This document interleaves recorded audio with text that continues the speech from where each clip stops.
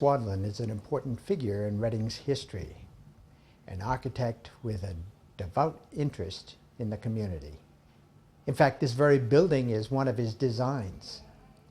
Peggy White tells us about this turn-of-the-century pillar of the community. He was, of course, born in South Reading, which became Wakefield shortly after, and about that time he moved to Reading with his parents. He was just a toddler at the time. He was born in 1851. In 1875, he got married, was elected to the Reading School Committee, set up his own architectural practice after practicing with Lord and Fuller, I believe it was, in Boston, and he turned 24 in 1875. Got a good early start on his career. He was practicing architect for the next 25 or 30 years. He served in the legislature a couple of terms in the 1880s.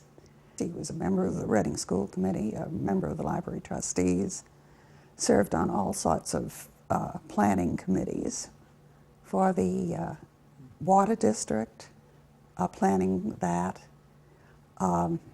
He even was one of the instrumental people in setting up the Reading Women's Club. He did most of his Reading architecture in the 1890s. The big houses we'll talk about on Woburn Street. Well, the Wadlin block is between Pratt Street and Summer Avenue on Woburn Street. It was developed as the Boyce land by Benjamin Boyce. The Wadlin block is unique, I think, in Reading because it was developed with long, narrow lots that did not allow for service entrance on Woburn Street. All the services, ice, coal, what have you, were supposed to go to the homes via back lots on Boyce Street. His own house is on the corner of Pratt and Woburn. It's done in a combinations of styles, which was what Wadlin did. Mostly shingle, I would say, but with some charming colonial revival details. The woodwork in his own home is very nice, but it's not unique. To me, the best woodwork is at 159 Summer Avenue. On the other corner is a three-story version of 159. It's 149. But somewhere along the line, it has acquired a lot of jigsaw gingerbread that Wadlin would not have appreciated. Mary and Paul Good's house, which is 228 Woburn, has a lot of colonial revival details and a lot of Queen Anne. But it has, I think, Wadlin's best stained glass window on the stairs. Again, a round-headed window. He did, I think, smaller architectural projects in the early 1900s.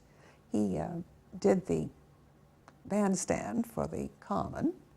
He designed what is now the Senior Center as Reading's first major municipal building. And it certainly was that. It served as the central fire station.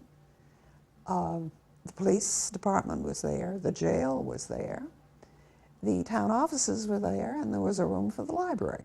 Perhaps one of Wadlin's most familiar works is the design of the Highland School, now used as the library. Well, one thing was it suffered a fire about 1960, and it lost the conical-shaped roofs on the turrets on the parking lot side. I think he was very fond of the round-headed window when he built this.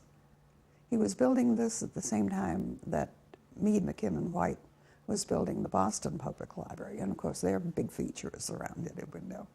And I'm sure he was very aware of what was going on because he later became head librarian of the Boston Public Library.